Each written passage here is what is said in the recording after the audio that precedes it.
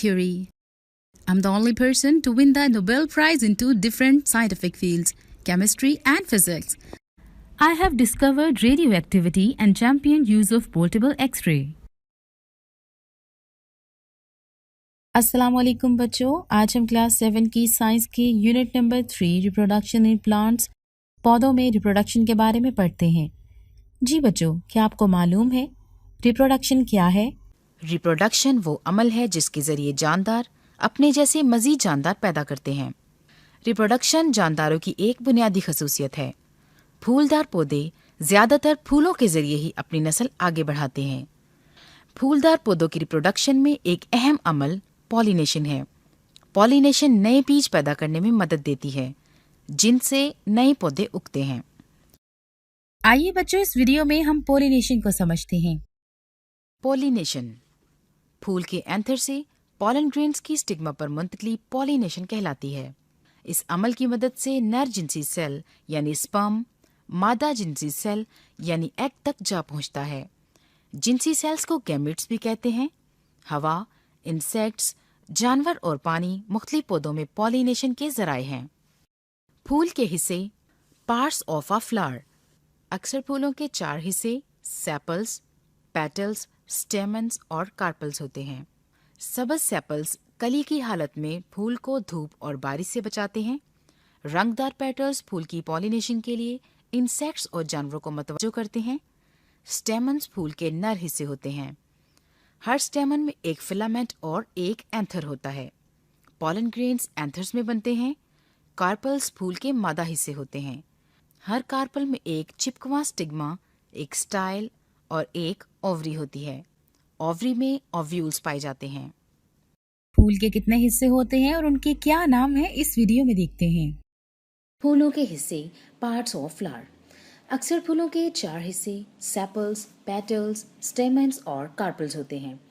सब सेपल्स कली की हालत में फूल को धूप और बारिश से बचाते हैं।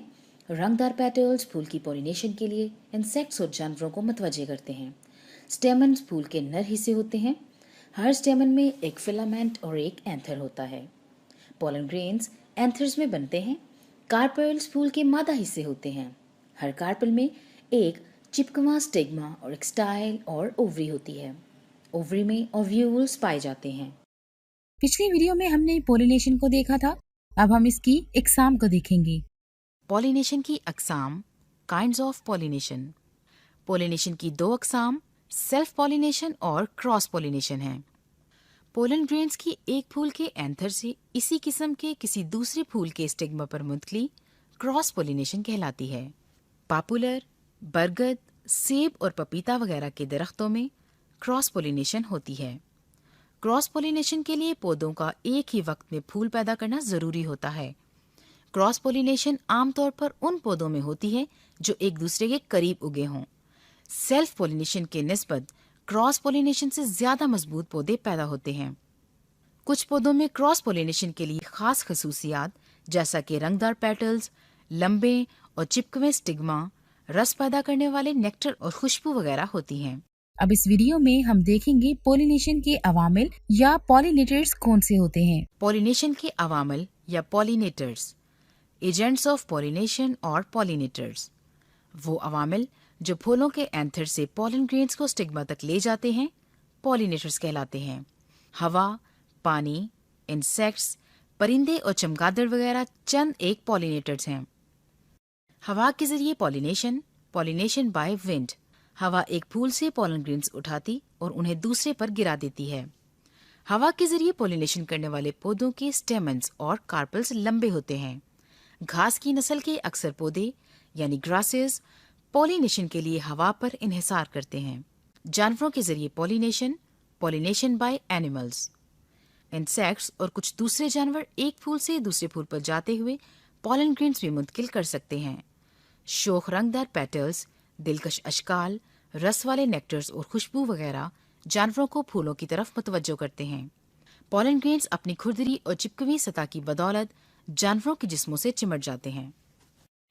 पानी के जरिए पॉलिनेशन, पॉलिनेशन बाय वाटर। पानी के जरिए पॉलिनेशन आम नहीं, अलबत्ता चंद पौधे अपने पॉलन ग्रेन्स पानी में खारिज करते हैं। पॉलन ग्रेन्स पानी की लहरों के साथ आहिस्ता आहिस्ता बहते हुए दूसरे आबी पोतों तक पहुंच जाते हैं। हाइड्रेला और वेलेजनेरिया वगैरह में पानी के जरिए पॉलिनेशन होती है। जी बच्चों, हमने देखा रिप्रोडक्शन क्या है और इसका अहम अमल पोलिनेशन है, उसके बारे में भी पढ़ा। इस वीडियो में हम देखेंगे रिप्रोडक्शन की अक़साम कौन कौन सी हैं। रिप्रोडक्शन की अक़साम, काइंड्स ऑफ रिप्रोडक्शन। पौधे मुख्तलिफ तरीकों से अपनी नस्ल आगे बढ़ाते हैं। बेफूल पौधे यानी नॉन फ्लावरिंग प्लांट्स स्पोर्स के जरिए अपनी नस्ल आगे बढ़ाते हैं। फूलदार पौधे यानी फ्लावरिंग प्लांट्स बीज पैदा करते हैं। रिप्रोडक्शन की वो किस्म जिसमें सिर्फ एक ही अबाई सेल बच्चे यानी ऑफस्प्रिंग में नशोनुमा पा जाए, एसेक्सुअल रिप्रोडक्शन कहलाती है। पौधों में एसेक्सुअल रिप्रोडक्शन के कई तरीके पाए जाते हैं। जब दोनों वालिदैन से एक एक गैमेट वहां मिलकर जाइगोट बनाएं, तो ये अमल सेक्सुअल रिप्रोडक्शन कहलाता है। पौधों में सेक्सुअल रिप्रोडक्शन के जिम्मेदार फूल हैं। इस अमल में बनने वाला जाइगोट बीज में तब्दील हो जाता है। जाइगोट नर गैमीट यानी स्पर्म और मादा गैमीट यानी अंडा वहां मिलकर जाइगोट बनाते हैं। बाद में जाइगोट से बीज बनता और बीज उगकर नया पौधा बनाता है। आइए अब तफसील से देखते हैं कि फूलों में रिप्रोडक्शन कैसे होती है।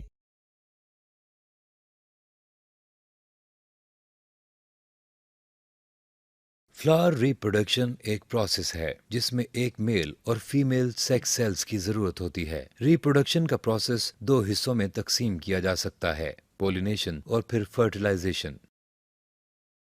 पोलिनेशन पिस्टल में पोलन की मूवमेंट है।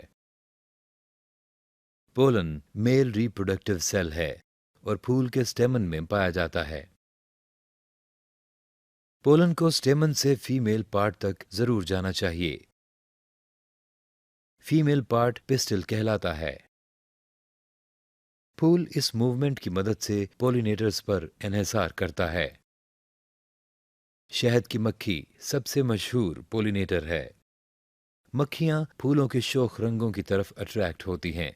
मक्खियां मीठे नेक्टर की तरफ भी कशिश रखती हैं जो फूल पैदा करते हैं। जैसे ही मक्खियां एक फूल से दूसरे फूल तक जाती हैं तो पोलन के ग्रेन्स मक्खी के साथ चिपक जाते हैं। बाज़-औक़ात पोलन का एक ग्रेन गिर भी जाता है और फूल के फीमेल पार्ट पर जाकर गिरता है। दूसरे पोलिनेटर्स परिंदे, हवा, हत्ता के पानी हैं। अगर एक दफा पोलन पिस्टल पर गिर जाए तो प्लांट पोलिनेटेड हो जाएगा। अगला मरहला फर्टिलाइजेशन है। रिप्रोडक्टिव सेल्स की ज्वाइनिंग होती है जब पोलन फीमेल पार्ट के नीचे ट्यूब में ग्रो करते हैं और एग से मिलते हैं। जेनेटिक मटेरियल पोलन से और एग से मिलकर सीड की नशोनुमा करते हैं। अगर कंडीशंस फेवरेबल हों तो नए बनने वाले बीज एक अडल्ट प्लांट में ग्रो करेंगे। फ्लावर रिप्रोडक्शन को इस तरह से समराइज किया जाता है जैसा कि पोलिनेशन को प्लांट रिप्रोडक्शन में फर्टिलाइजेशन के जरिए। पौधों में एक अहम अमल फर्टिलाइजेशन है। आइए इस वीडियो में इसके मुतालिक समझने की कोशिश करते हैं। पौधों में फर्टिलाइजेशन, फर्टिलाइजेशन इन प्लांट्स। फूल में स्टिग्मा की चिपकी हुई सतह से पोलन ग्रेन्स चिमट जाते हैं। यहाँ हर पोलन ग्रेन से एक पोलन ट्यूब निकलती है। इस पोलन ट्यूब में 2 स्पर्म्स मौजूद होते हैं। ट्यूब नीचे की तरफ बढ़ती और स्टाइल से गुजरकर ओवरी में दाखिल होती है। पोलन ट्यूब आखिरकार ओव्यूल में दाखिल होकर अपने स्पर्म्स इसमें खारिज कर देती है। इनमें से एक स्पर्म अंडे यानी एग से मिलकर जाइगोट बनाता है। दूसरा स्पर्म एक और सेल से मिलकर खुराक का जखीरा बनाता है। फर्टिलाइजेशन के बाद तब्दीलियां, चेंजेस आफ्टर फर्टिलाइजेशन। फर्टिलाइजेशन के बाद फूल में कई तब्दीलियां वाक़ई होती हैं। सेपल्स, पेटल्स और स्टेमन्स खुश्क होकर झड़ जाते हैं। ओवरी के अंदर फर्टिलाइज्ड एग एम्ब्रियो बन जाता है। बाद में ओव्यूल से बीज बनते हैं। ओवरी साइज में मजीद बड़ी होकर फल बन जाती है। फल बीज या बीजों की हिफाजत करता है। बीजों और फलों का बनना, formation of seeds and fruits. बहुत से पौधे अपने बीजों की हिफाजत के लिए फूल उगाते हैं। बीज अपने अंदर मौजूद एम्ब्रियो की हिफाजत करता है। मजीद बरआं बीजों और फलों की अश्काल इनको डिस्पर्सल कर देती है। बीज, सीड्स। फर्टिलाइजेशन के बाद ओव्यूल बीज बन जाता है। एम्ब्रियो और इसकी खुराक का जरिया एक सख्त सीड कोट में बंद होता है जिसमें ये जखीरा होते हैं। बीज का अहम तरीन हिस्सा इसका एम्ब्रियो है। एम्ब्रियो से नया पौधा उगता है। एम्ब्रियो दरअसल हिस्सों पर मुश्तमिल होता है। रेडिकल एम्ब्रियो का वो हिस्सा नुखेज पौधे की इब्तदाई जड़ बनाता है। प्लोम्यूल एम्ब्रियो का ये हिस्सा नुखेज पौधे का इब्तदाई तना बनाता है। कॉटिलेडन्स एम्ब्रियो का ये हिस्सा उगते हुए नन्हे पौधों को खुराक मुहैया करता है। सेल फ्रूट पकी हुई ओवरी फल कहलाती है। ओवरी की दीवार से फल की दीवार बनती है जो कि पेरिकार्प कहलाती है। ओवरी में ओव्यूल्स बीजों में तब्दील हो जाते हैं। पका हुआ फल एक या कई बीजों पर मुश्तमिल होता है। ज्यादातर फलों में पेरिकार्प की 3 तहें होती हैं, जैसा कि आड़ू और आम में। बैरूनी तह जेल, दरमियानी तह गूदादार यानी फ्लैशी और अंदरूनी तह सख्त होती है। कुछ फलों में पेरिकार्प सख्त और खुश्क होती है, मिसाल के तौर पर बादाम और अखरोट वगैरह। सीड कैसे बनता है, इसका अंदरूनी स्ट्रक्चर कैसा होता है, इस वीडियो में हम तफसील से देखेंगे। कॉनिफर्स और फ्लावरिंग प्लांट्स दोनों सीड बेरिंग प्लांट्स हैं। सीड की डेवलपमेंट एक एवोल्यूशनरी एडवांटेज है क्योंकि एम्ब्रियो सर्वाइव कर सकता है अनफेवरेबल कंडीशंस के अंदर भी। तो सीड ना सिर्फ एम्ब्रियो को एक प्रोटेक्टिव कोट देता है बल्कि ये एबिलिटी भी रखता है कि हाइबरनेट कर सके और वेट करता है राइट कंडीशंस का स्प्राउट करने के लिए। और ये स्पोर से बहुत डिफरेंट है जिसके पास सीड नहीं होता, यानी प्रोटेक्शन नहीं होती, यानी कि उसको फ़ौरन जर्मिनेट करना पड़ता है जो मर्जी कंडीशंस हों। तो सीड बना है एक सीड कोट से जो कि एक प्रोटेक्टिव शीट है एम्ब्रियो के इर्द गिर्द, और कॉटिलेडन एंड और एंडोस्पर्म। और एम्ब्रियो बना है शू एपेक्स से और रू एपेक्स से जो कि स्टेम और रूट सिस्टम में डेवलप होता है इवेंचुअली। और कॉटिलेडन और एंडोस्पर्म दोनों सोर्सेज हैं फूड की एम्ब्रियो के लिए। तो जैसे कि एम्ब्रियो डेवलप कर रहा है वो अपने न्यूट्रिएंट्स डिराइव कर रहा है कॉटिलेडन से एंड और एंडोस्पर्म। फ्लावरिंग प्लांट्स डिवाइडेड है मोनोकॉट्स और डाइकॉट्स में, जो कि हम बाद में डिस्कस करेंगे। मगर आप इधर देख सकते हैं ये एक डाइकॉट सीड है और मोनोकॉट और डाइकॉट सीड्स में स्लाइट डिफरेंसेस होते हैं। डाइकॉट सीड के अंदर एम्ब्रियो 2 हिस्सों में स्प्लिट हुआ होता है। तो आप ये देख सकते हैं कि ये एक पार्ट है और ये दूसरा पार्ट है, और उनके पास 2 कॉटिलेडन भी होते हैं। ये एक कॉटिलेडन है और ये दूसरा कॉटिलेडन है। ये डायग्राम दिखाता है एक डेवलपिंग डाइकॉट सीड। तो जो एंडोस्पर्म है प्रेजेंट है, लेकिन वंस जब मैच्योर हो जाए डाइकॉट सीड तो एंडोस्पर्म्स एब्जॉर्ब हो जाते हैं कॉटिलेडन्स के अंदर और endosperms are no longer there. तो एम्ब्रियो अपने न्यूट्रिएंट्स डायरेक्टली कॉटिलेडन से ड्राइव करता है। और मोनोकॉट में एम्ब्रियो स्लाइटली डिफरेंटली शेप्ड होता है और इसके पास एक कॉटिलेडन होता है और ये अपने न्यूट्रिएंट्स डिराइव करता है एंडोस्पर्म के ज़रिए। तो एक दफ़ा जब सीड बन जाता है ये मुख्तलिफ मैकेनिज़म्स के ज़रिए डिस्पर्स होता है और ये जर्मिनेट करता है अच्छी कंडीशंस के अंदर। शुरू में ये न्यूट्रिएंट्स अपने सीड से लेते हैं और बाद में न्यूट्रिएंट्स अपनी रूट्स से लेके ये सीडलिंग से एक प्रॉपर ग्रोन प्लांट बन जाते हैं। और वंस जब एक एडल्ट प्लांट फुली ग्रोन हो जाता है ये पॉलिनेट होता है, एग फर्टिलाइज होता है, एक और सीड बनता है और ये पूरा प्रोसेस दोबारा रिपीट होता है। पकी हुई ओवरी फल कहलाती है। आइए बच्चों फ्रूट्स की एक वीडियो देखते हैं। Fruits. False fruits.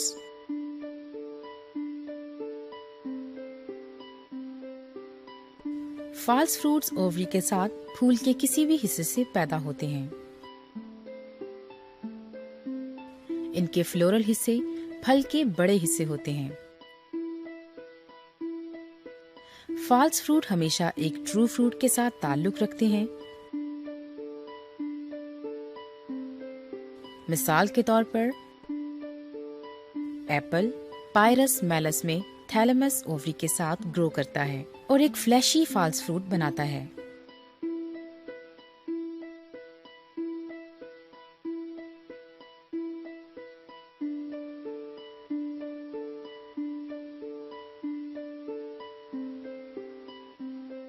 काजू में एनाकार्डियम ऑक्सीडेंटलिस पेडिसल एक जूसी सक्यूलेंट फॉल्स फ्रूट में बनता है।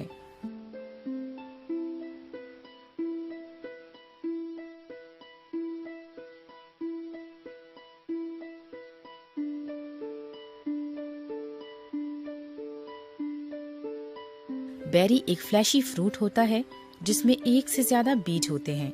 जो मल्टी कार्पेलरी सिनकार्पस गायोनेशियम की 2 ओवरी से पैदा होते हैं।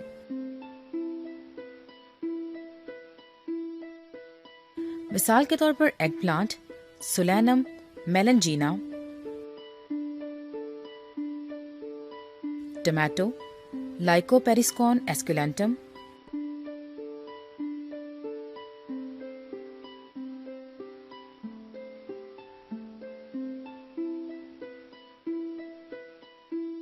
बनाना, मूसा पैराडिसिका,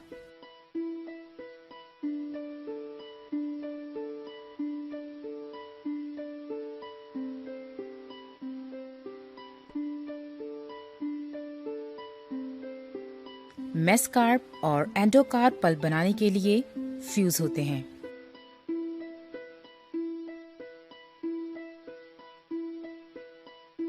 पोम।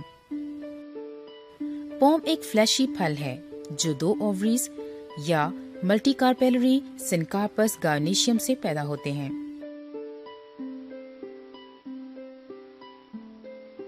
जिनके गिर्द फ्लैशी थैलेमस होता है। पेरिकार्प सख्त होता है और अपने अंदर बीज रखता है। मिसाल के तौर पर एप्पल, पायरस मैलस।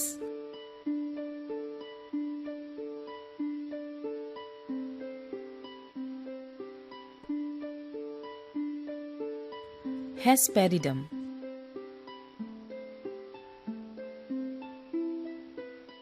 ये मल्टी कार्पेलरी के मल्टी ऑक्यूलर सुपीरियर ओवरी से पैदा होता है।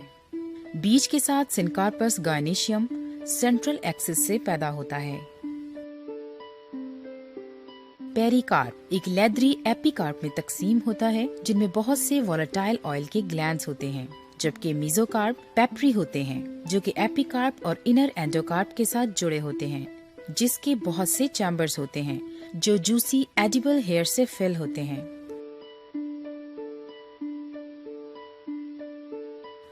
ये फैमिली रोटेसी की फ्लैशी फ्रूट की खसूसियत है। मिसाल के तौर पर सिट्रस स्पीशीज माल्टा और लेमन।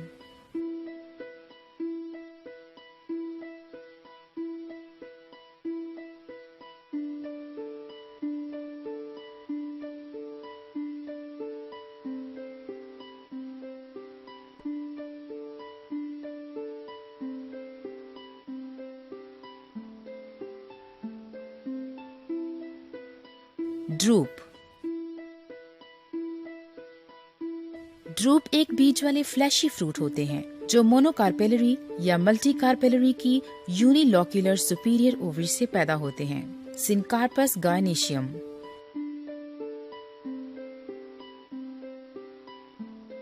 ये स्टोनी एंडोकार्प रखता है। मिसाल के तौर पर मैंगो, मैंजीफेरा इंडिका,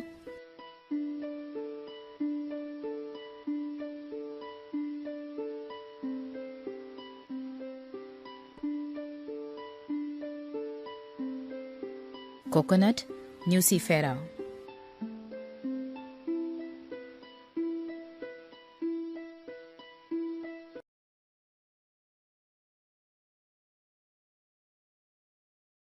आइए बच्चों, इस सबक को पढ़ने के बाद इसके मुतालिक कुछ सवालात हल करते हैं। पौधे का मादा तौलीदी हिस्सा कहलाता है pistil, stamen, bud, spore. Pistil is the right answer. नर तौलीदी हिस्सा पौधे का कहलाता है pores, pistil, stamen, fusion. Yes, stamen is right answer.